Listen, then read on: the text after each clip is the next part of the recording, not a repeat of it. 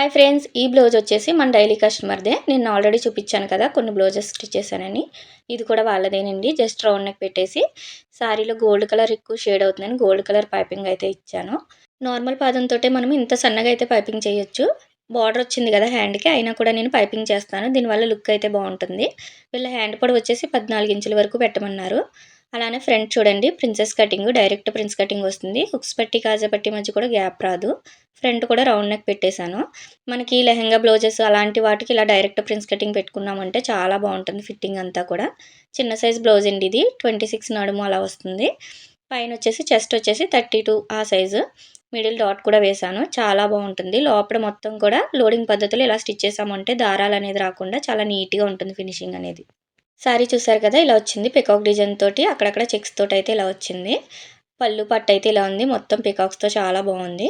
మీకు ఈ sari and blouse నచ్చినట్టయితే లైక్ చేయండి.